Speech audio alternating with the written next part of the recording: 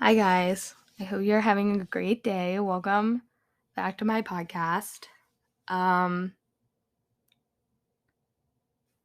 now, I'm in a period, a super unique period of my life where I really don't have that much to do.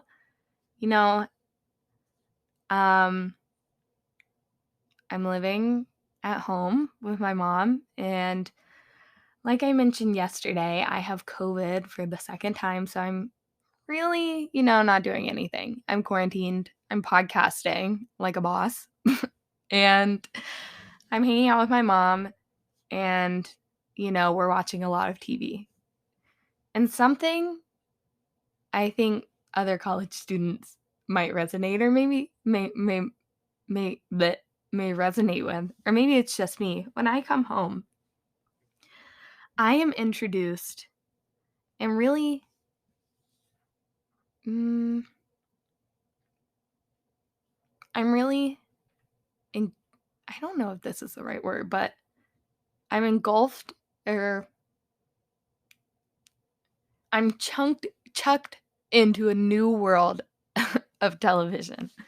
So when I come home and I'm sitting on the couch and I'm hanging out with my mom, I really get to see some shows I've never really thought to watch before. Like today, I wake up.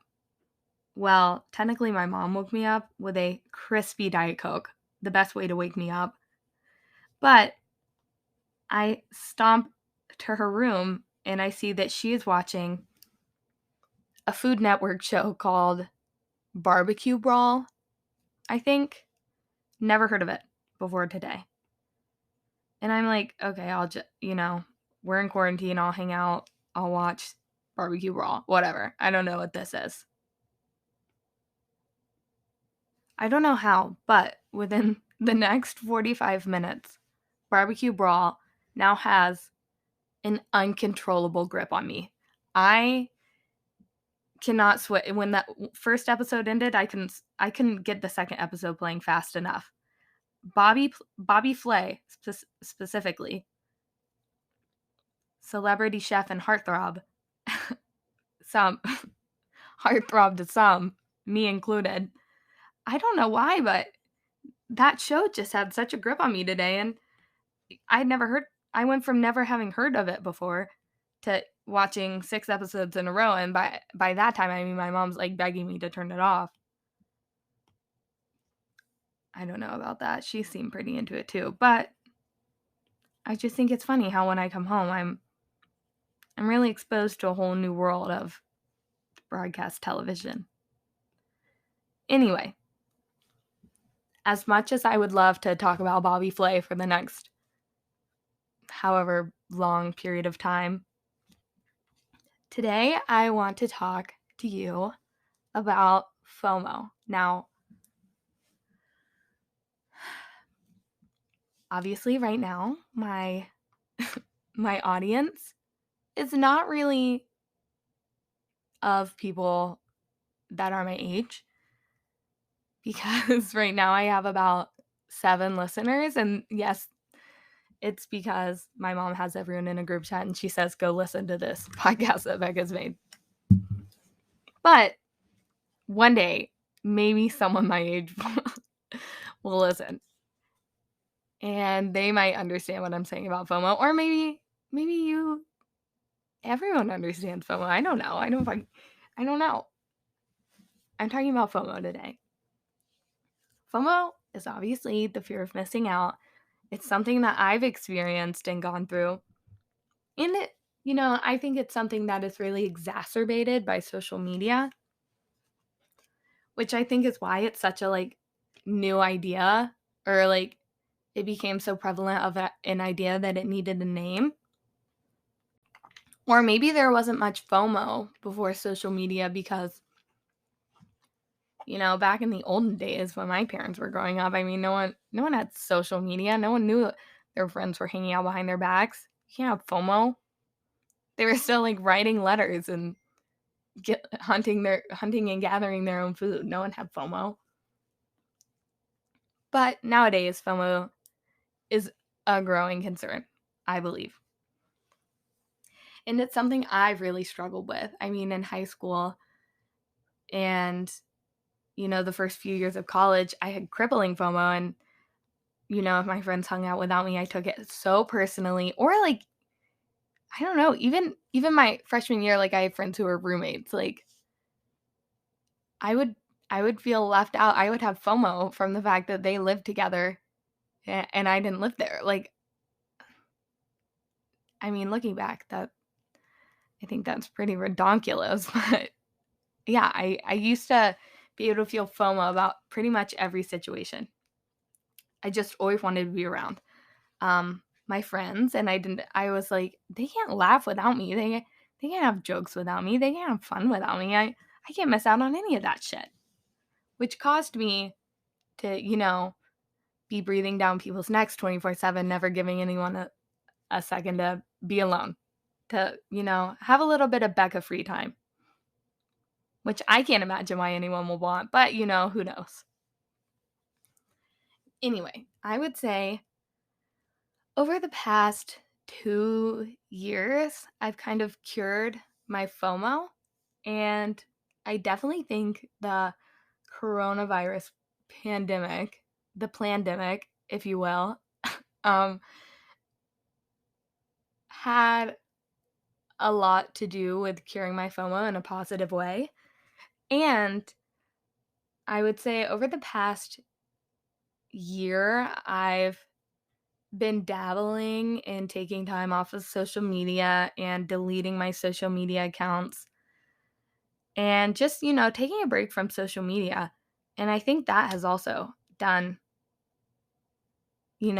strides for curing my my FOMO problem. But just in case any of you listening are wanting to know, hey, Becca, please give us some little nuggets of wisdom. Please give us some advice. Please be our fearless FOMO leader. Well, if you're saying that, which you probably are, then get excited because I'm going to share with you some lessons I've learned in overcoming FOMO. Like I've already mentioned, I think social media has such a large impact on making people feel FOMO.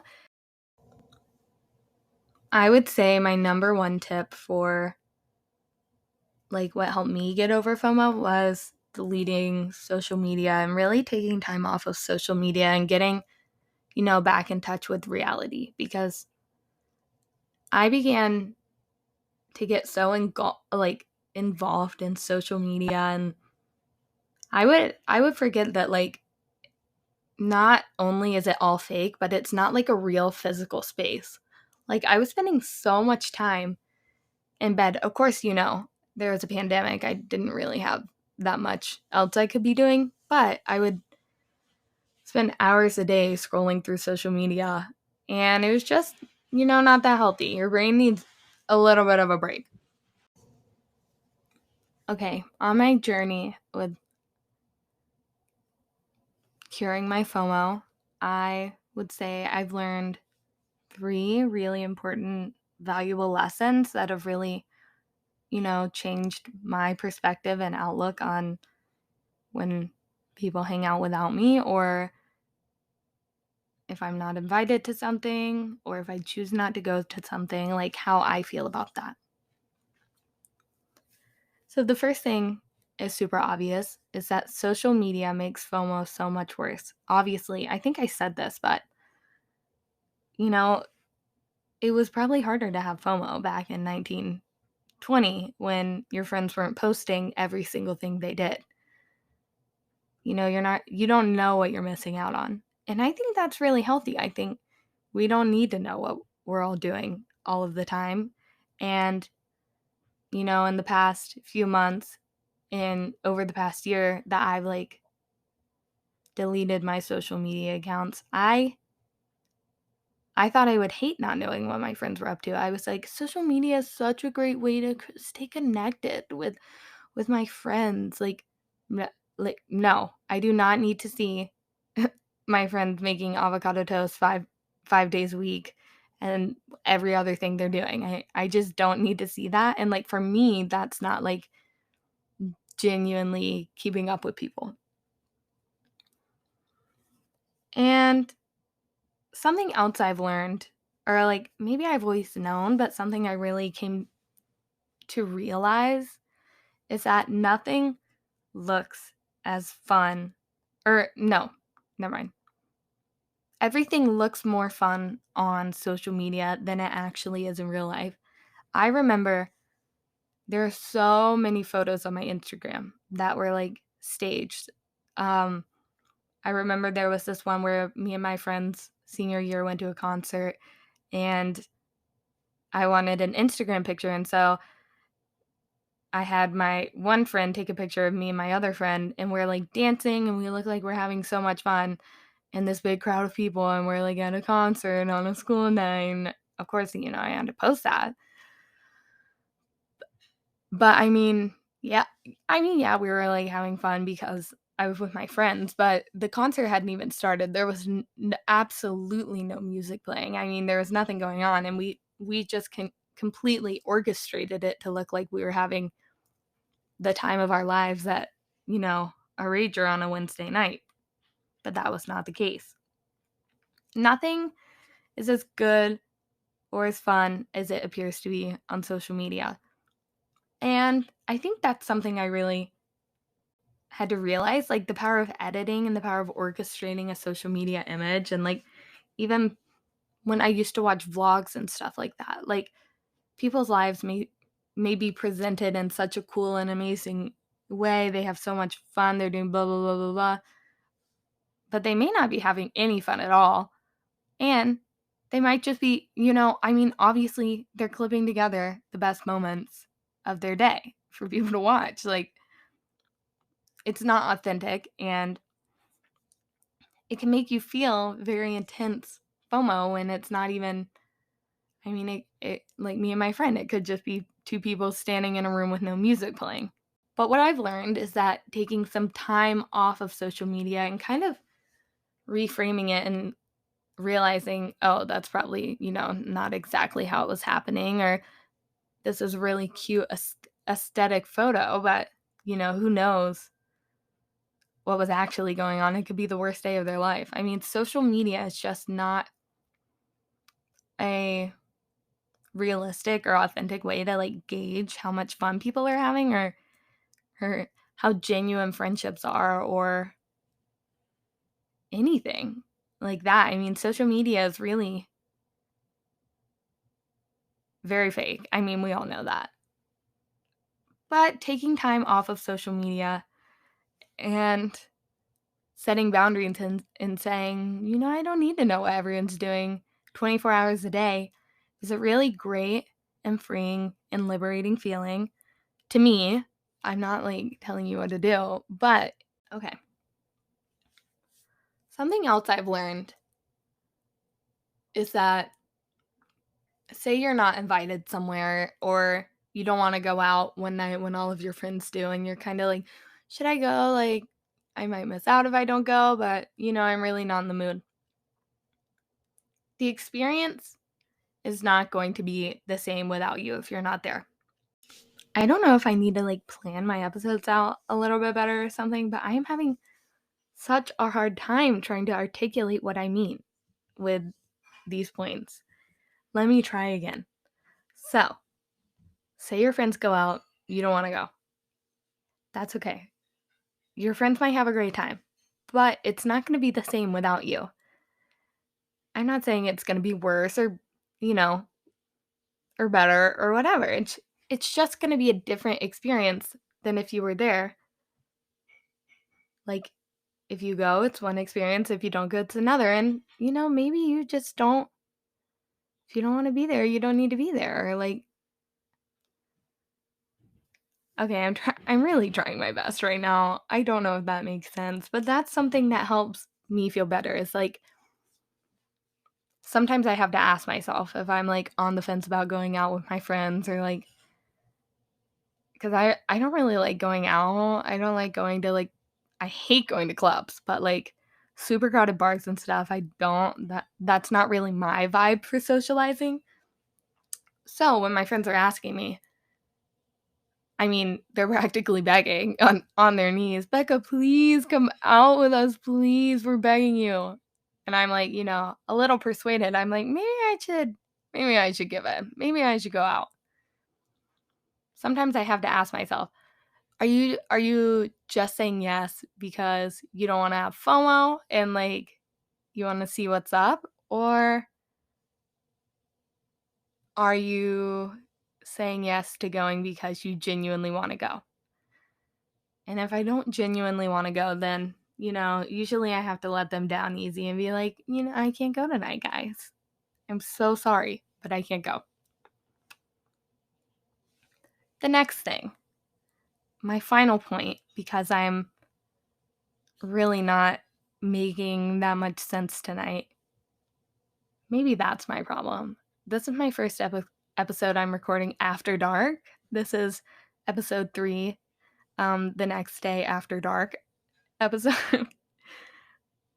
So maybe I'm like, I don't know, off my friggin' rocker right now.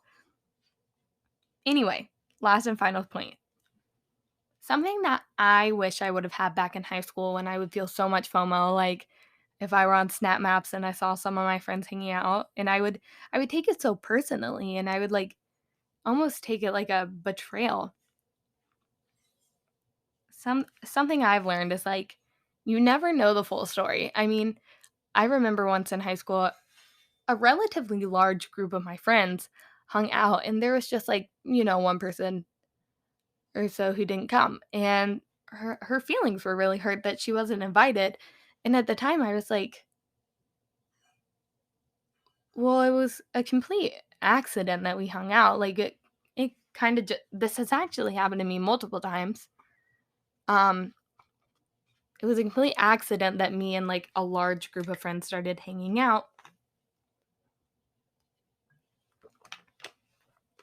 And I was like, yeah, it looks like, I don't know, bad or painful that everyone's hanging out except for one person, but it was an accident. Like we ran into them at friggin' Target or I don't know. And that's something I had to learn. It was easy to like tell other people that, like, oh, it's an accident. Like, why are they so upset? We just ran into each other. That was something I had to start telling myself, like, oh, like, maybe it's not that your friends intentionally are plotting behind your back to hang out without you. Maybe they bumped into each other at the grocery store and then went to lunch. Or you don't always know the whole story. Also, something, not that people like need a reason to hang out. Yeah, people are only allowed to hang out with me if they accidentally run into each other. That's what I'm trying to say. Anyway, I also wish in high school when I would have these big bouts of FOMO was to get a little bit of perspective and to look at the big picture. Is it going to kill me if my 2 best friends are hanging out without me? No, it doesn't matter. Who knows what they're talking about? Who knows why they're hanging out without me? Good for them. Am I going to cut the brakes on their car? Yes, but no, I'm not. I am not going to do that. I wish I could get a little bit of perspective, and something I ask myself a lot of the times now is it going to matter in 5 years? If it's not going to matter in 5 years, get the F over it. It doesn't matter. Don't get so upset about it. If it's not going to matter in 5 years, it's obviously not going to kill you. It's not going to ruin your life. It doesn't matter. So get over it. Just tell yourself it's in BD. It's no big deal. Get over it. Sorry that this episode was a little bit all over the place. I mean, if you have any hate comments, keep it to yourself, because everyone who listens to this podcast is in my family. So you're not allowed to hate on me anyway. This was kind of all over the place, and I don't think I'll be recording any more after dark episodes. You're welcome. But yeah, thank you for listening to my 3rd episode. hopefully next time I talk about a specific topic, I'll have a little bit more clarity or something of the sort. Because I kind of felt a little scatterbrained. Even though I have a whole frickin' page of notes I took on my iPad. I drew little pictures and everything. I wish you could see it, but I guess that didn't help. Maybe I drew too many pictures. Anyway, thank you for listening. I value your loyalty and viewership so dearly. I've received 13 podcast listens so far. So I don't know if like Jimmy Kimmel and Jimmy Fallon reach out to me for me to be on their late night shows now, or like do I need to call them? I don't really know how all of that works yet, but I'll probably have it figured out by tomorrow. So I'll update you. But again, thank you for listening, and I'll talk to you tomorrow.